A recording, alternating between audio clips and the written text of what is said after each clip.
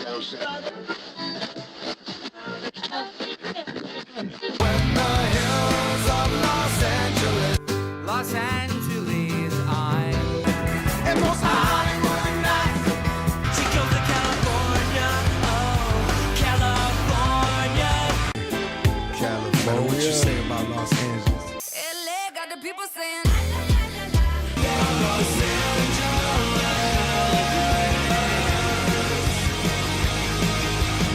You're listening to Corner of the Galaxy on cornerofthegalaxy.com.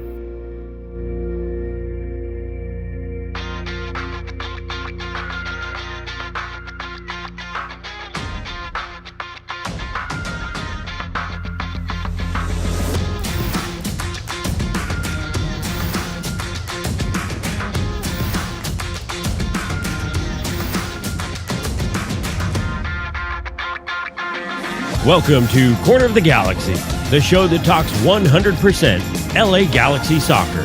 We're glad you could join us. Now it's time to sit back and relax as your hosts navigate through the twisting, turning, but never boring world of the five-time MLS Cup champion, LA Galaxy. Hello, everybody, and welcome to Corner of the Galaxy on cornerofthegalaxy.com. Coming to you on a Tuesday. That doesn't make any sense. Tuesday, September 21st. Glad to have you here. A special show for you tonight. A little add-on, a little side thing that I maybe have teased a little bit in the last shows, but we're glad to have you. We have, I think, a really interesting topic coming up. A single topic show, which we haven't done a whole bunch of, but we want to sort of dive into this. And I think, overall, we have a pretty good guest to help us out, figure out some of this youth development talk we want to talk about. So we're very glad to have him back on the show with us. Please welcome Mr. Dennis Kloese. Dennis, how's it going, buddy? Very good, thank you. Good. Thank you for having me. Yeah, thank you for joining us. I know you and I have been trying to do this for, I don't know, a couple weeks. We've been talking back and forth and thinking about how different things. The U.S. game got in the way, different little things. I know everybody gets pulled away at a different time, so I'm glad that we could finally figure out a little bit of time to do this and focus in on something that I don't think gets discussed a whole bunch within the community, certainly the MLS community. I think it's starting to gain some notoriety, but people don't really have full-on discussions about youth development and sort of, what the goals of that are, what the pitfalls of that are. And hopefully we can talk a little bit about that tonight and maybe shine some light onto some things. So you've been gracious enough with your time. So we'll rock and roll. Does that sound great? Yeah, go ahead. All right. I mean, one of the one of the intro things, just again to give everybody your background. You played soccer. You were a defender. You've gone through and been, as everybody knows, the director of national teams for the Mexican Football Federation, director of youth national teams for the Mexican Football Federation, Chivas de Guadalajara scouting director, academy director for Tigres. We know about Major League Soccer in Chivas USA. There's all these things. Also, attended the University of Amsterdam. You studied law. All of these things. I mean, if I was going to put together somebody who, one, has an emphasis on youth development, which I think I would say that you do, but also has the ability to look at things from the business side of everything. It feels like you checked off all the boxes. Do you feel that way? Well, I've dedicated a long time of my career at youth development during certain circumstances, given the opportunity that I was given. Obviously, a long time ago, about 2002, 2003, when Jorge Vergara bought Chivas Guadalajara. And out of, I would say, necessity and out of a great opportunity, I was given the position of head of scouting initially, and then later head of youth development was added to that. And that was an amazing first step into the world of youth development. I've seen obviously a lot. I've played myself. I've worked in different either part-time or scouting or whatever role in Holland.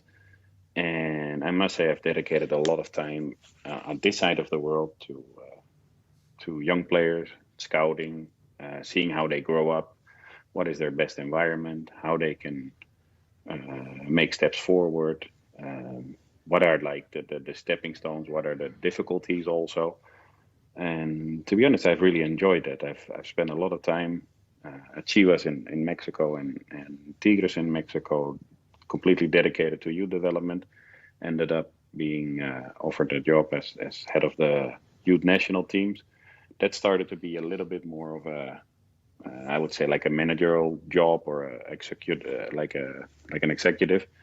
But in the end, it was with young players and trying to get the best program possible, which I think at a certain point was definitely a program to be proud of. I mean, we look at where MLS is, and certainly we're starting to see a real emphasis on player development. But we go back with the LA Galaxy, and having covered the team since 2009, I can tell you that the LA Galaxy were not always good at developing youth talent, even though we've always been located here in Southern California, right? Southern California, everybody talks about it being a mecca for soccer players. Every kid I knew growing up played soccer, right? There's this sense that everybody should play soccer in Southern California, and the weather suits it well, so that way you can play soccer year round. A bunch of things are in favor of developing talent in Southern California, but up until, I don't know, I mean, I went through and tried to name off some of the homegrown players that I remember going through just off the top of my head of guys, and I can go, Jose Villarreal, Jaime Villarreal, Oscar Soto, Jack McBean, and Gyasi Zardes, and everybody points to Gyasi Zardes and says, well, that was a success. But Gyasi Zardes was in the academy program approximately the exact length of time he needed to be in order to be deemed a homegrown player. So I don't know that really there was a development there. And now we're starting to see guys like, Alex Alcala, Julian Araujo, Efrain Alvarez, Adam Saldana, all these guys are starting to come up. There seems to have been a switch that has happened. I know you came on and things, at least in my view, were not where they should have been. What has been the failings in MLS and for the LA Galaxy, sort of prior to your arrival? Why didn't there seem to be that emphasis on attracting that talent and keeping that talent? But it's a little bit hard. I would then speak out of a role that I was looking from the outside in on the Galaxy. Obviously, as at that point, being part of the Mexican Federation and with just a clear interest in Southern California, being part of youth soccer here years and years ago, and I've always, like you said, I've always thought that this is a great area for scouting players. Mm-hmm. Now, there's a big difference, what I think, in between scouting players and developing players. Okay. And one probably doesn't go without the other. Okay. And it's also, but it needs to be clear that I do think that for example, there have been the players that you've mentioned. I remember those. But there have been more players also that have been in Galaxy's programs and definitely had enough talent to develop into a proper soccer player or a professional soccer player, and for some reason or another haven't worked out or haven't been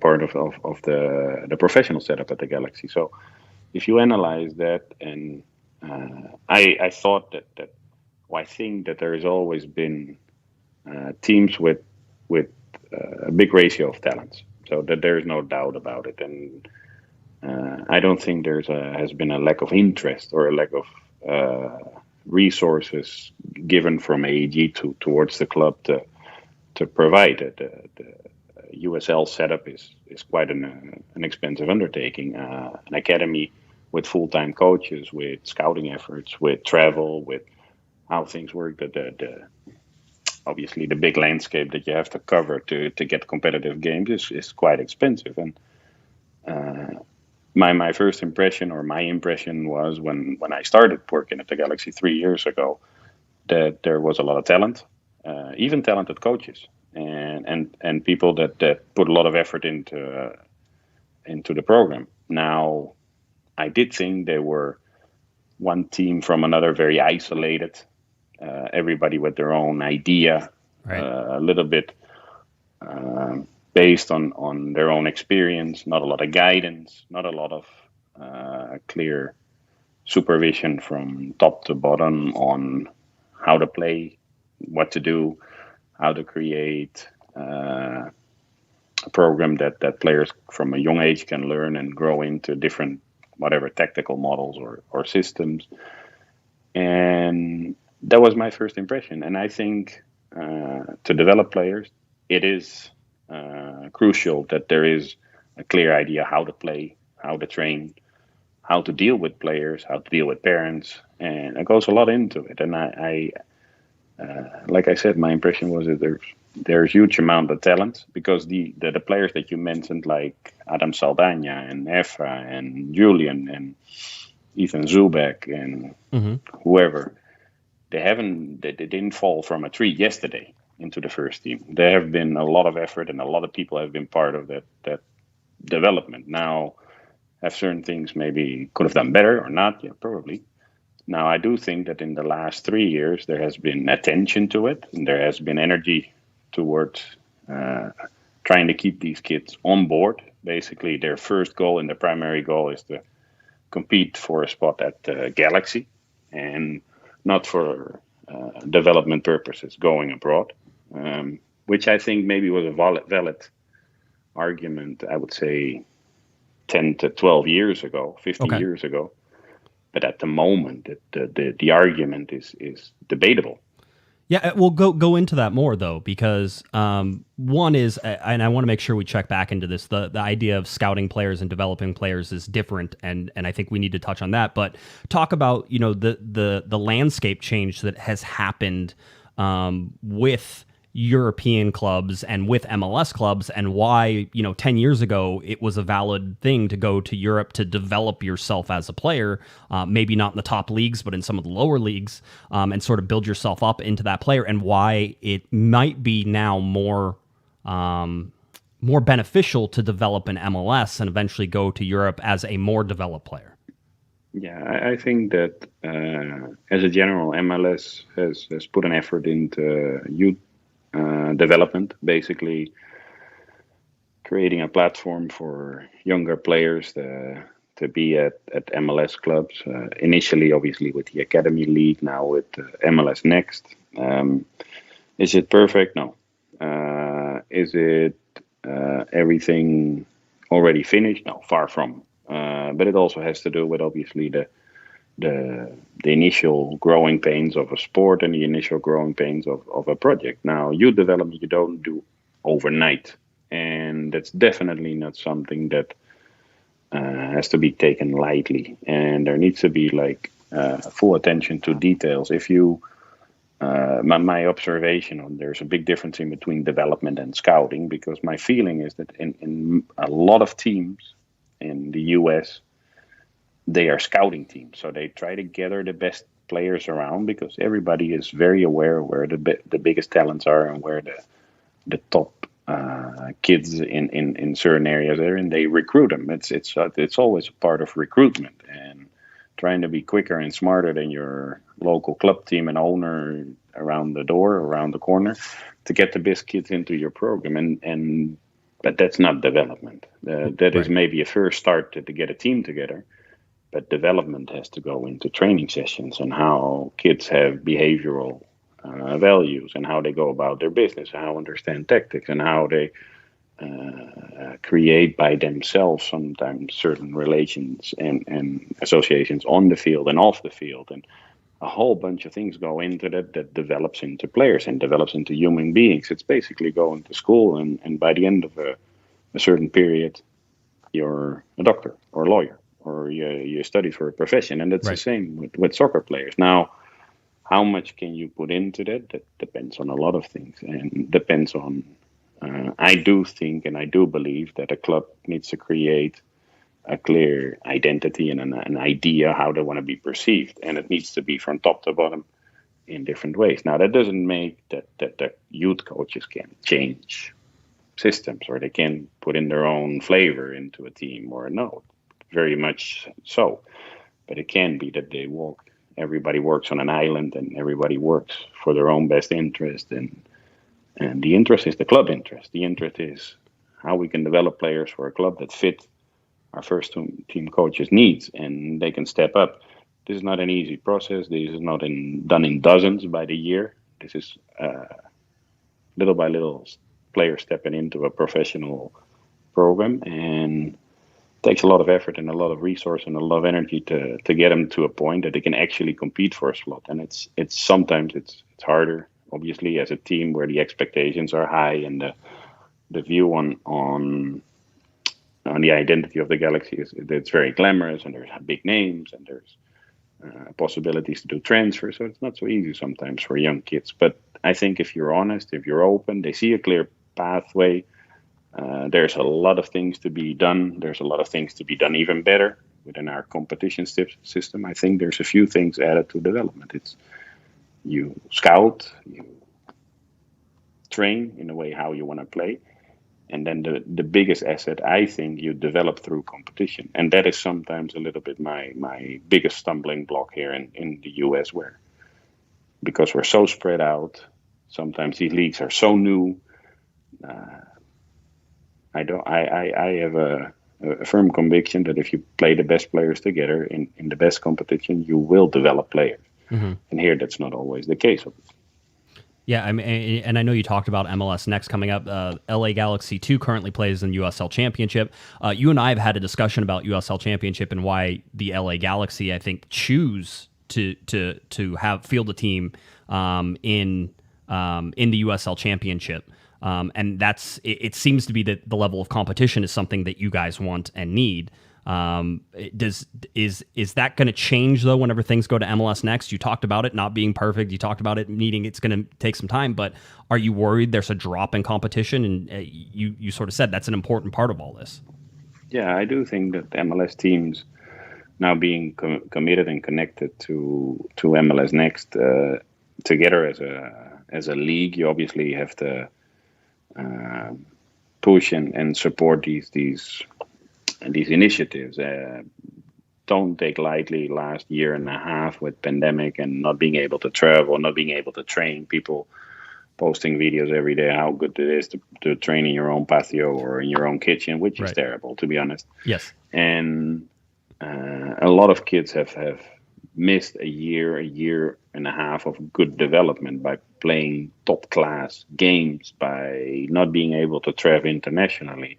One of our pillars should be to travel internationally because it needs to complement the lack sometimes of real high competitive games locally.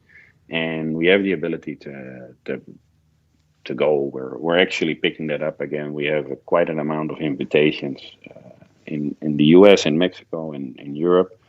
And that is very beneficial. I think for every youth category that we have, at least there should be 2 international trips, for example, as a standard measure to get them, I would say 8 to 10 international games. Now, if a kid's in 3 years in our program, there's already an added up factor of 30 games internationally close to your MLS Next. And then the big discussion now is obviously the next step going forward is the MLS 2 or the lower division league or the MLS Next 2 league. Initially, we decided to stick with our program as it is and continue to play in USL. I do think that the developmental part or the difficulty of playing in USL or making it difficult for our young players to play in USL is really a factor that weighs into development. There's no coincidence that players that have been successful in USL can hold their own on an MLS roster in a young phase. If you see players like Ethan Zubek, Adam Saldana, who has, I think, made big strides forward this year, Efrain Alvarez, even Carlos Harvey to a certain extent. And those have been very successful players in a USL setup, and then they are able to make a step up and then see if you can compete for a spot, which is not so easy. Sometimes the administrative obstacles and registration part make it a little bit hard to move players back and forth. But you see in our last game in Oakland that we were able to give Danilo Acosta some game time. Johnny Perez, who's been a good example also for this setup and is probably one of the kids for the upcoming year and a half to take a good look at. And definitely very proud of the steps that have been taken in the last 3 years of where the club was 3 years ago and where it is now. I've always preached a little bit of trying to be connected from the first team to the second team to the academy. And that is not easy. That is difficult because there is a high part of pressure and achieving results on the first team. And that doesn't go hand in hand with playing young players sometimes. Right. But I do think people and players and fans and everybody relates a lot to local kids, giving some flavor of of identity and local soccer and excitement to the team. Definitely, they're looked at differently. Yeah, you can see that. No, I always thought it was interesting because in USL Championship, routinely LA Galaxy 2 hosts or at least has one of the younger teams overall that plays, and you're playing against full on grown professionals that could be 25 to 30 you play years against, old. basically, I always say you play against men with beards and mustaches and in front of 4,000 to 5,000 angry people that start throwing things at you because they're frustrated. And that's part of that development, though. That is the best thing. I've seen development in obviously in 3 different countries. There's been a lot of study and a lot of debate and back and forth on how a reserve league should be set up, and I've always seen that the best developmental part, or the kids they strengthen most, or they develop most, or they make biggest strides forwards, however you want to name it or call it, is in a USL kind of setup. In Holland, it's the same. There's only 4 teams from the first division that play in their second division. The rest has like a U21 league. In Mexico, it's the same, when players have like satellite clubs and play their teams in what's they called Liga de Expansión. And it's a tough league, and it's a tough place to go, and it's a tough place to go out. We're obviously, if we play at home at our stadium, and you've seen it, there's not a lot of people, there's not a lot of pressure on the kids. But now they played at San Diego with Landon Donovan as a coach. They play against Phoenix Rising, who have a $1 million plus salary budget. Right. They play against Oakland, where the field is even. Now, if you'd see the field, you would cry. And that makes it interesting, obviously, for these kids to see how they develop and if they can hold their own. And I do think not only this year or the last year or the years that I've been involved, but in a pretty firm form in the last years, that they've held their own, and there's been talent. Now the difficulty is then to keep your kids here and to make it enticing to obviously sign with the Galaxy, because that has been a big issue, obviously, in the time before I was here, that the biggest talents started to move out. Yeah, and that's back to that European dream, right? And we talk about the pitfalls of this, and I think you touched a little bit on it. The league has changed, the landscape has changed for young players. Developing in MLS now seems like a much more viable path to playing in Europe eventually as a more developed player. But I mean, you still have these. Pitfalls. I mean, what are some of these? Because one is, I always look at youth development as, yes, you can develop the players the best way that you can. You're still only going to get 1 or 2 or 3, maximum every single year that you think have a possibility of going up, and how many of those, turn out as well. It's still a pretty big lottery to win as a young player to develop to a point to even make it to MLS. That seems like an even longer reach for a lot of players whenever they're developed in the U.S. and then are going overseas to Europe. Now, we've seen some successes in that, right? And certainly there are more Americans playing in top leagues around the world now, I think, than probably ever before. But there's also, it seems like, a lot of young players who think that that's going to be them, and we see them go and leave and lose time and never make it back. Is that a correct sort of summation of what we're seeing now?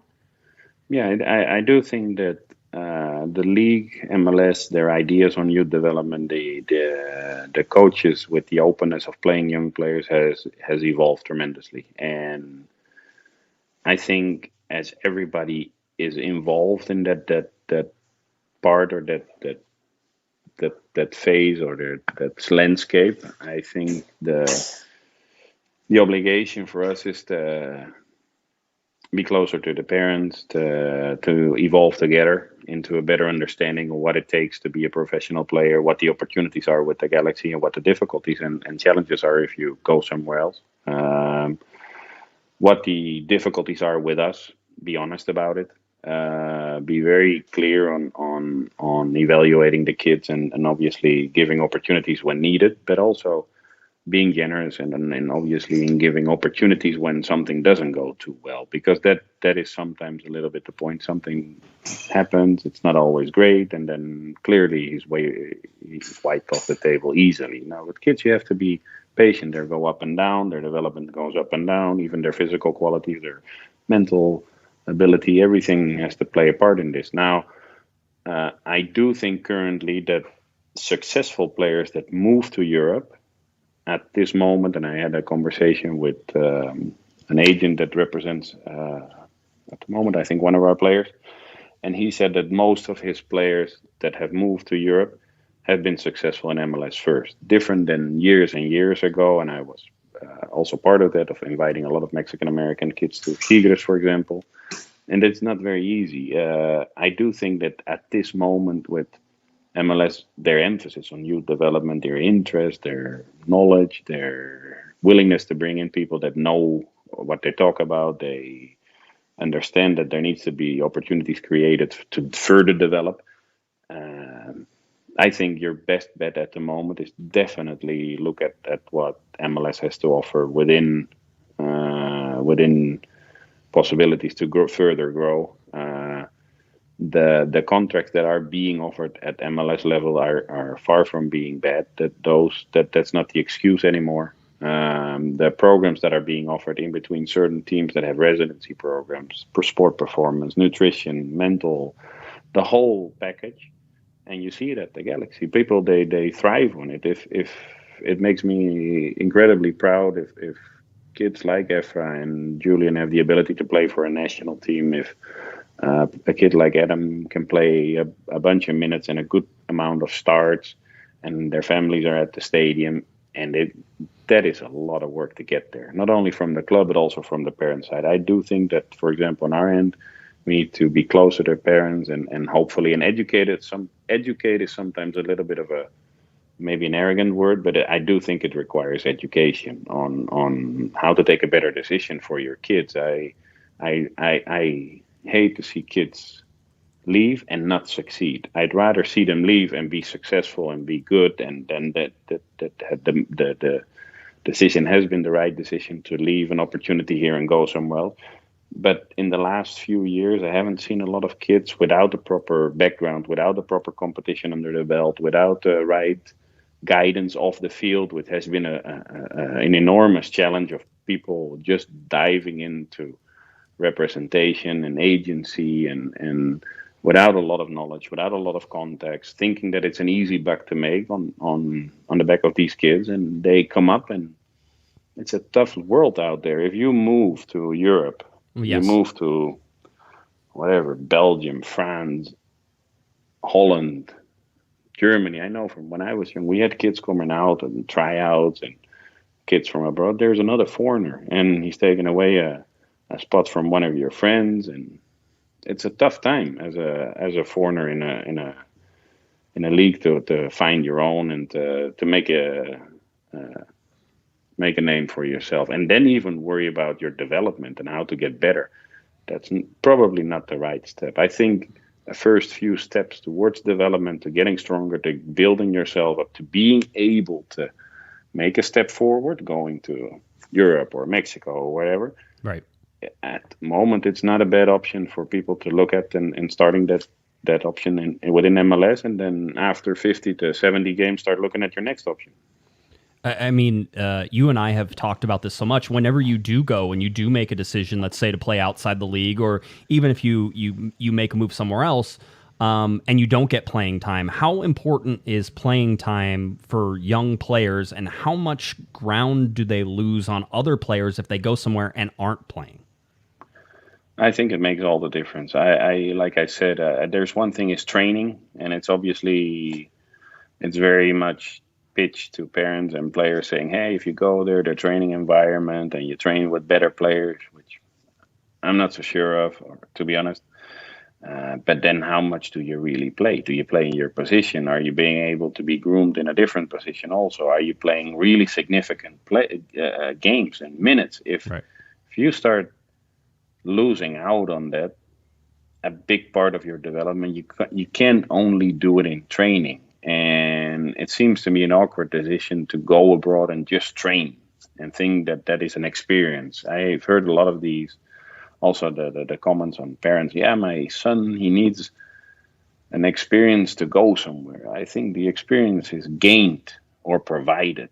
You don't knock at somebody's door to get an experience. You make yourself seen here, and then you get the experience by being bought or being looked at or being invited. But it's a little bit of a thing that we've been discussing internally also a lot about, obviously, in the last few years, seeing highly talented and highly regarded players and kids that everybody knows move out and lose 2-3 years of valuable development by not playing any significant games or a handful of games and sitting by themselves. It seems to be like a very tough decision, first of all, to do that, and second of all, then to go through and then say, hey, where do I end up now? When I left when I was 18, and at some point I'm 1 years old, and haven't really made an impact at any club I've been. And then what? Then come back? Yeah, that's fine. But then you've been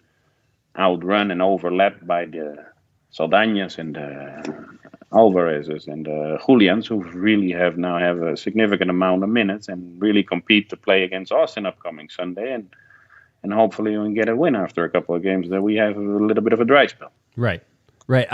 But you also talked about, these players and the path and difficulty specifically for the LA Galaxy, right? Because as you said, big names, a lot is expected. A lot of that isn't conducive. And certainly during the Bruce Arena time, and I was here, so I'll speak on that. During the Bruce Arena time, you didn't see a lot of young players playing. I think that was also, sort of what you saw in MLS at the time. But with the LA Galaxy, a lot of times, a proven track record is what people expect on the field. Is it not unreasonable to say that if you are a striker at LA Galaxy 2 or in the academy, and you're being brought up in that way, that it's more difficult to make the team, especially in an offensive position for the LA Galaxy at the senior level, than it is in other places? And so sometimes is the best thing for people to move on?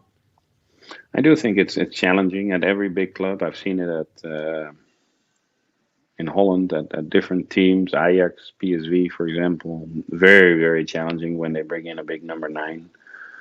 Chivas in Guadalajara is not the best example because they really rely on obviously Mexican talent. But Tigres, there is the complete opposite. They just buy whatever is left and right on the market and they go with it. Right. And I think with us, it's obviously the expectations are very high, and I would never lie to parents saying, "Hey, now," and we're also not turning into a club or a franchise that now is focused on young players. No, I do think that part of our roster and part of our identity should be giving opportunities to young players, but that means that they need to be good enough. They need to be earning a starting position and grow into that.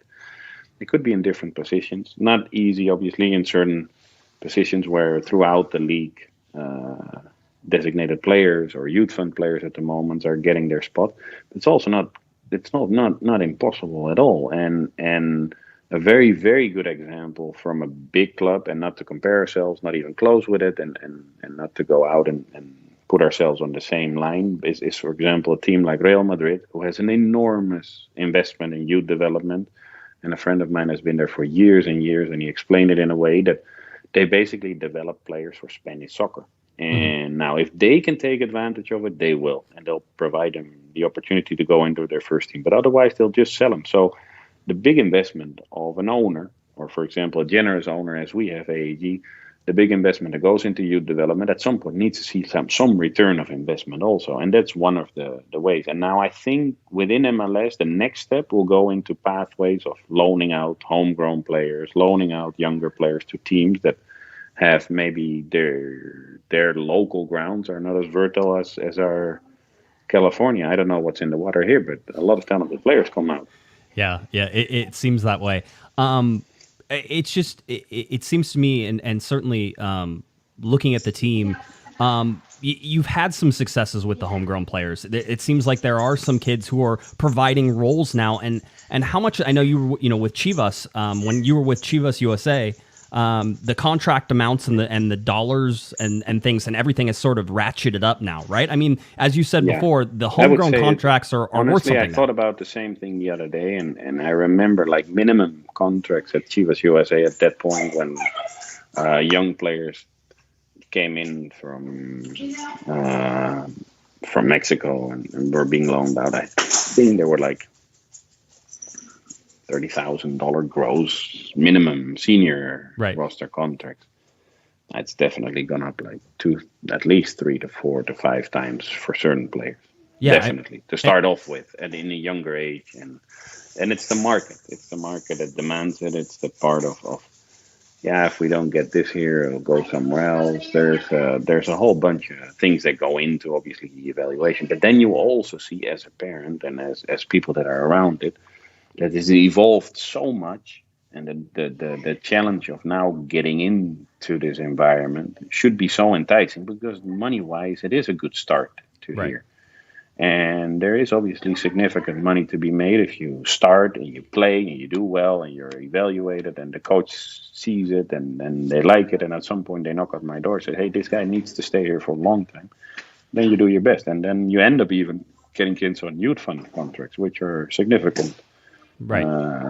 Significant steps up of where we were 10 to 15 years ago, to be honest. And the whole atmosphere around it and the whole planet where we're moving into seems to be going in the right direction, where there's opportunities for young players to make a living here, to further develop here, to play here, and to be sold here. So if you look at Dallas, obviously with result-wise very challenging, but if you look at both Reggie Cannon and Brian Reynolds, they moved out for significant amounts.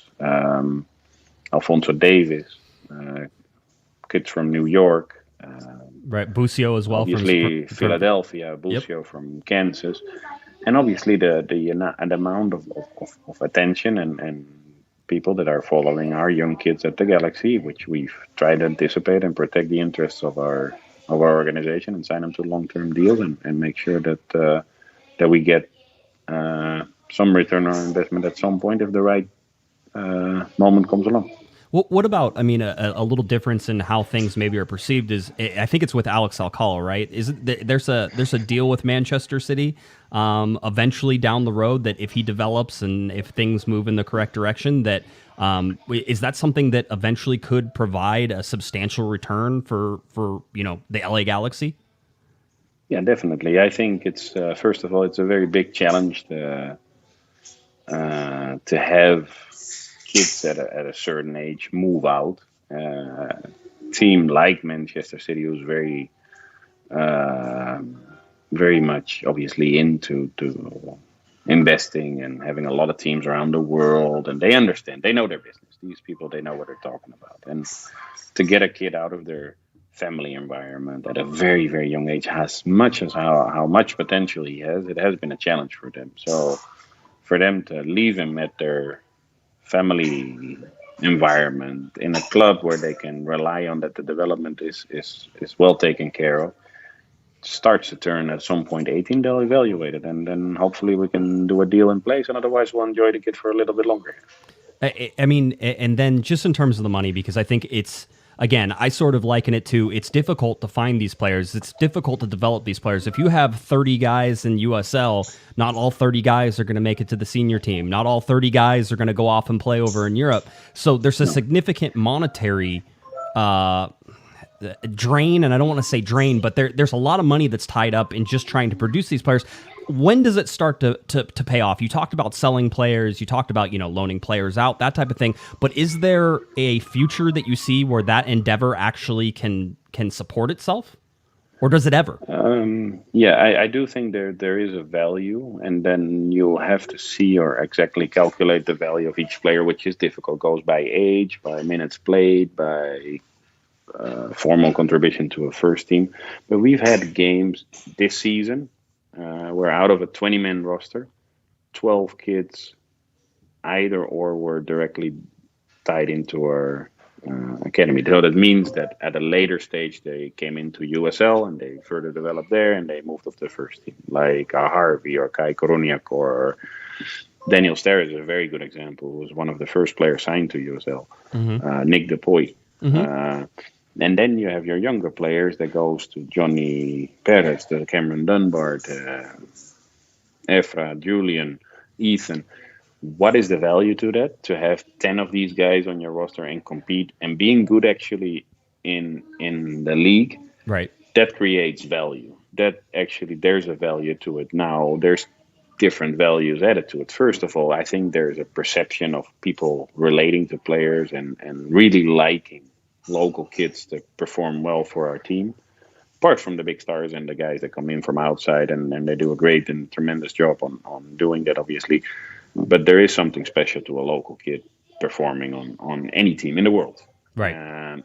Successful clubs, they build on young players coming through their academy and sustaining to be able to be on a roster. Now, what's the value of certain players? Now, there's a crazy rules and regulations book within MLS that goes to allocation and that everything, but there is value to it. If, for example, Dave Romney was moved to Nashville by his request also, and trying to move on and whatever, but there was a significant amount of allocation that came into the club, Right. and so you can put a value on that.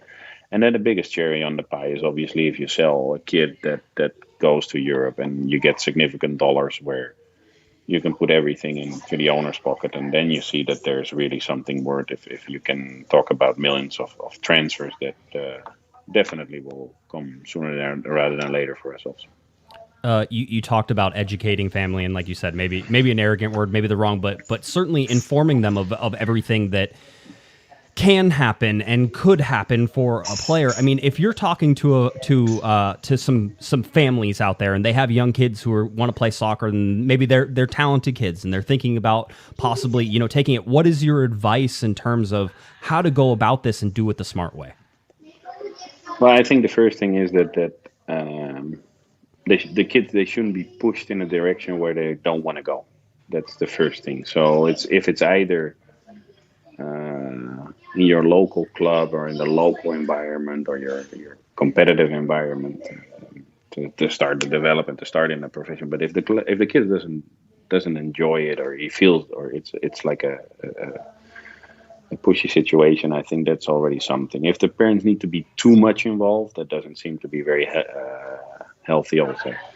And then if you go into like age groups of 14, 15, 16, where agents start to roam around, where scouts start to roam around, where you're starting to make like your first steps into like a professional possibility, being called up to youth national teams, being called up to camps, being provided opportunities to train at a certain point at a USL level in our case, or train at the first team level and see where your limits and boundaries are. I think people need to feel the trust within the club to be able to reach out to the right people and say, hey, I need some help in this, and I need a little bit of guidance of what I need to do with my kids. There is a difficulty here, for example, with the distances that these kids do drive, and the amount of minutes in the car, and sometimes the financial burden of obviously traveling and paying for all of this. And in our case, that's different. But if you're at a club team, you're looking at pretty significant money monthly to pay for that, to even be looked at. And I do think that parents hopefully feel trusted and feel trustworthy, and little by little they see the value, the steps that have been made as an evaluation or evolvement, like Efra or Julian, that they feel that those are the right decisions to stay here and to trust the right people and to listen to what your pathway could be. Now goes from a head coach with buying into this, which we have and we're very proud of, all the way down to good coaching on youth level and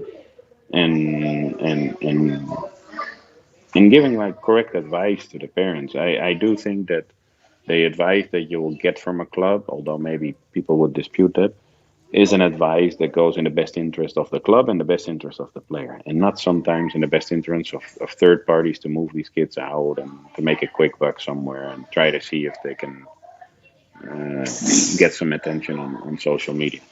Yeah, no, I mean, that makes sense. When you're looking at, and we'll sort of start to wrap things up here, because I don't want to keep you too long. You said you would stay as long as, and I said I wouldn't let it go over an hour. So, but as we start, what's the next step then for the LA Galaxy specifically? What needs to get better on that youth development side? What needs more investment or more time to pay off? Where are you trying to move things in the next step? Well, I think it's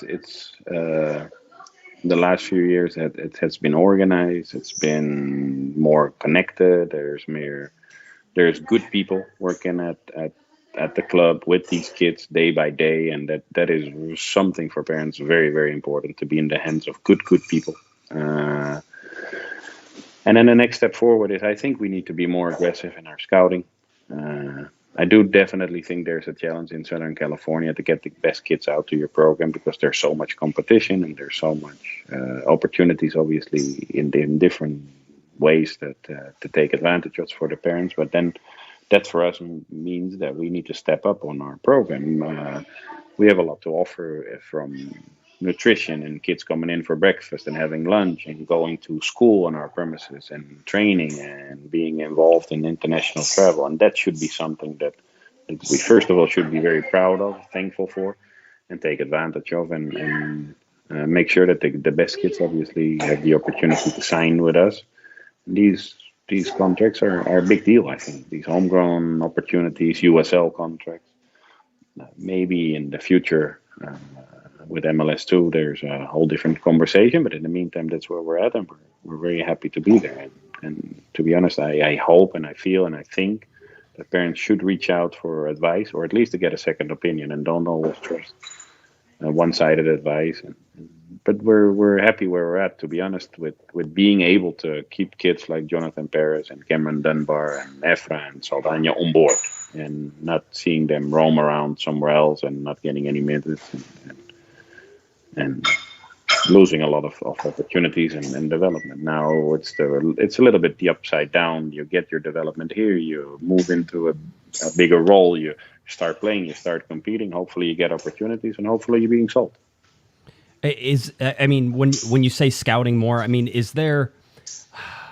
is there a bar set somewhere in Major League Soccer of somebody who has an academy system that scouts appropriately? Does it need to be bigger in Southern California because the talent in Southern California is so much larger? Are we talking 2 guys need to be out there, or is it like 20 guys need to be out there? Well, I do think that definitely we need to be more aggressive. This is by far the best market, maybe disputable with Texas at certain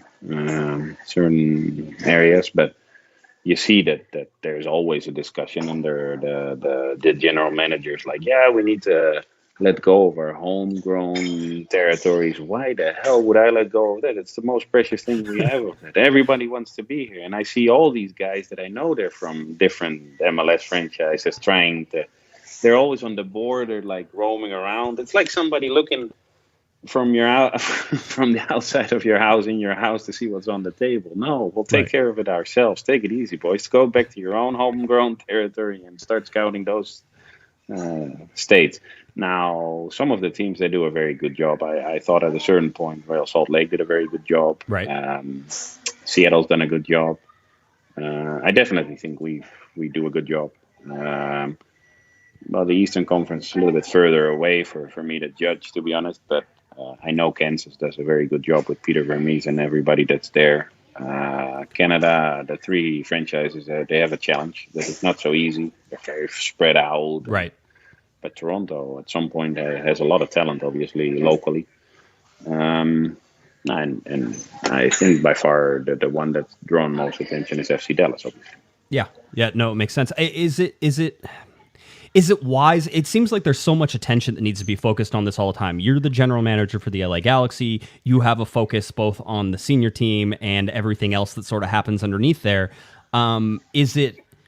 Does it need that much care? I know the Galaxy are out a director of the academy right now, I believe, and looking for a replacement there. But how much attention does it need? I see you talk about Peter Vermees, and there's a guy who literally does everything, right? And I sit there and at least from the outside perspective, and certainly talking to you and you educating me on what it takes to sort of look at this stuff, it feels like the Peter Vermees areas are sort of that's a one-off. Maybe that can't happen everywhere, right? Or Bruce Arena, who always, whenever he was with the Galaxy, had his hand in everything, that type of thing. But it seems like it's such a wide field to look at now. It feels like it has to be more divided. Does it have to be more divided up?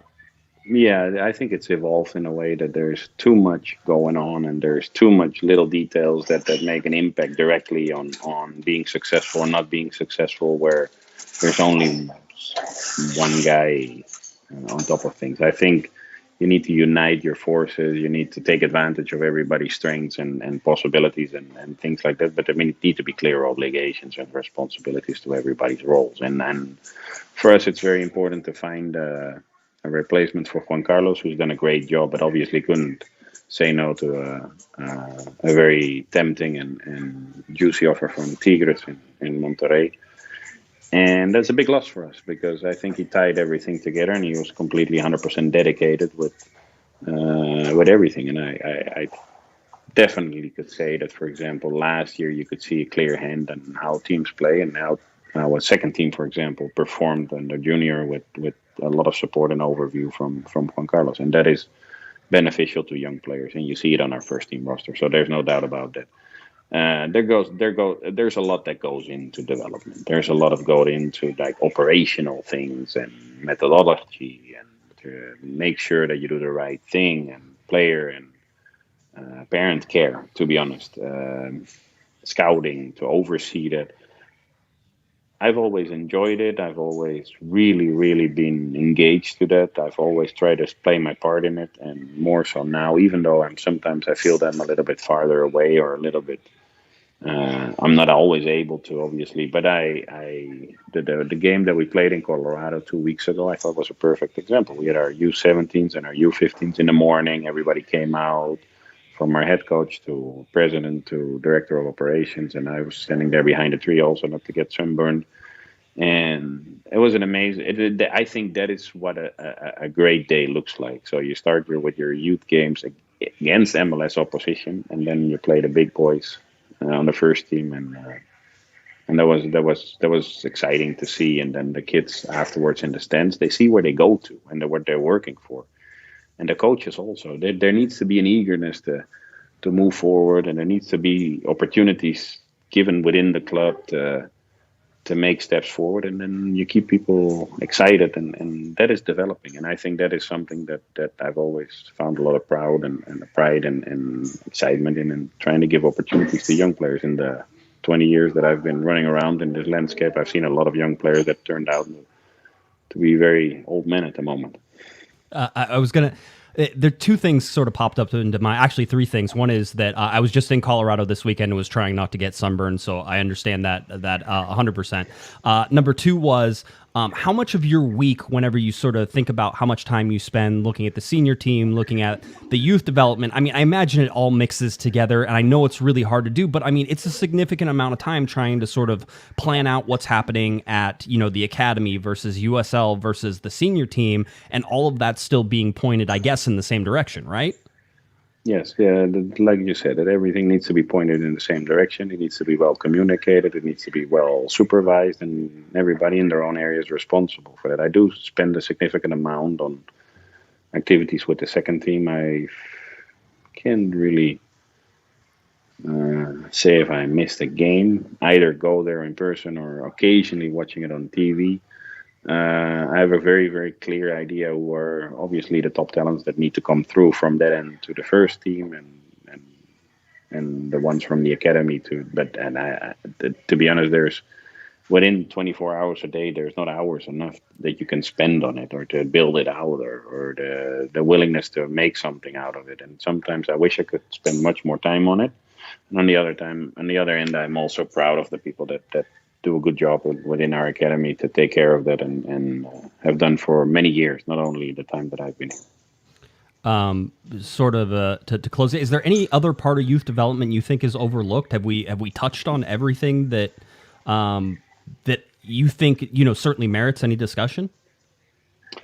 Well, no. To be honest, I think we touched on everything. I do think that it's important to see that MLS has evolved, and that it's not the same discussion of where your opportunities are better. It's either outside the countries or here. I think your initial steps are taking much closer looks of your opportunities here, and then from there you grow on at the moment. That's, I think, where it goes. Now, the next step is that these young players get value or higher value in the league, and I think we're very well positioned in that, and obviously we'll take advantage of that. And for kids, it's a great opportunity to be part of a program like that. So appreciate it, make sure that you value it, And as the parent said, if they have any questions, feel free to walk up, doors open, and give my best opinion. I'm not always right, but I try to be honest at least. Yeah, I was going to say, I found that to be the case. I always can run something by you if I think it's crazy, and then usually you tell me it is crazy. So it works very well. You've had 3 years here with the LA Galaxy. I guess I wouldn't be doing my job if I didn't ask you if there are any developments about you sticking around. And you talk with such passion about the youth development, and it was the reason that I wanted to talk to you about it. I feel like you feel maybe it's an unfinished project so far. So I would hope that you would think that you'd like to stick around. Are there any developments with that? No, definitely the hope to stick around is there, and like you see that that is an unfinished project. I would like to see some of the things that I've had a little or a bigger piece in seeing develop into more formal players, to be able to be part of an international transfer of an academy player, ignited by us, not by circumstances. To be part of a bolder and more proactive and a more progressive even youth development atmosphere. But it's obviously something that I like, and like I said, we've always had the interest and the best of intentions to work for the club, and I'm very happy at where I'm at, very proud of certain things that we've achieved, with not forgetting that there's obviously rough stretches and sometimes things can be better, but definitely very proud, and hopefully it's something that goes forward for a long period, and we'll see. I'm obviously seeing what the best thing is for me also, and more so for my family. Yeah, it makes sense. Galaxy winless in the last 6. Have a game coming up this weekend against Austin. Is this the weekend that everything gets back on track and a push towards the playoffs really starts? Turn it around. We have an interesting stretch of games coming up. Obviously, traveling to Austin, then Salt Lake, in a big game with our rivals that we can name, and definitely looking forward to that. There's then an international stretch where there's a lot of guys called in we can complain about, and obviously it's a lot of travel and a lot of workload and things like. But on the other hand, you'd be blessed if you have 6 to 7 full internationals on your roster, so it's not that bad also, to be honest. And no, very much looking forward how this pans out. So far, I think in general, more positives than negatives. And in general, still a whole lot of things to fight for and a whole lot of things to improve upon to be where we should be, and that is being a contender with youth players on the field. Yeah, it certainly seems that way. Well, we'll invite you on back next time. We can talk about Leagues Cup and what that's turning into and all that fun stuff. We won't get into it. I haven't even read all the stuff yet to really understand it. That's an interesting one. Let's see how they pull that off. Yeah, I was going to say. Maybe add some guys to the roster. That's an idea. I don't know. Young guys. Good opportunity for young players. There you go. Add some guys to the roster, increase salary caps, maybe another designated player. I mean, there's a whole bunch of stuff. Like I said, we'll talk about that some other time. Dennis, I want to thank you for stopping by and talking about this. I thought I found it interesting. Usually if I find it interesting, other people find it interesting. You're always so gracious with your time. We appreciate it. So, Dennis, everybody can follow you on Instagram, and then they can check your follows to see who the next player is, right? You know, everybody says, does Dennis follow this player? And that's usually the key about. I've played a little bit with that also, so don't believe everything you see. I love it, Dennis. Thanks so much for stopping by. We appreciate it. I need a little bit more active. I need to be more active with social media, but it's not my generation. It's more my kids' generation. So sometimes I try to be very, very. But my kids really think it's boring what I post and what I do. So I try to stay away from them. They're good critics. I appreciate you having fun with the fans, and you play around with that. You should, and I would if I was in your position as well. So, Dennis, as always, thanks for the time. We appreciate it, and hopefully we'll talk to you real soon. All right. Thank you for your time. It's a pleasant conversation. Speak to you soon, Josh. And more than anything else, we'll have to go for a good game and make sure that we take 3 points out of Austin this Sunday. It sounds like it'll be an interesting one. All right. Thanks, Dennis. All right. If you're, I think that about wraps it up for our show today. So we certainly appreciate everybody taking the time to sort of follow along today. Amazing to have Dennis Kloese with us as well. And so hopefully you'll go on his social media. Tell him thanks for coming on. We'll tag him in a post on Instagram, and that'll lead you right to him. It'll be a lot of fun. All right. That does it. Live show coming up on Thursday night, so make sure you check that out. LA Galaxy at Austin this weekend. A lot of fun stuff there for you. All right. That does it for me. If you're looking for me, at Jay Guesman on Twitter, at Galaxy Podcast, cornerofthegalaxy.com for your Galaxy news, information, all that fun stuff. Check us out on YouTube, SoundCloud, podcasts, anywhere you find them. They're all there. All right. Everybody have a great night. Once again, thanks to Dennis, and we'll talk to everybody real soon. Thanks. You've been listening to the Corner of the Galaxy podcast on cornerofthegalaxy.com. You can follow the show on Twitter and Instagram at Galaxy Podcast, and be sure to check out and subscribe to iTunes, Stitcher, and Facebook by searching for Corner of the Galaxy. Fans, we thank you for listening. We ask that you be kind and courteous to your neighbors as you leave the podcast. We thank you for joining us and look forward to seeing you again. Until then, I'm Michael Araujo, and on behalf of the entire Corner of the Galaxy crew, goodbye, everybody.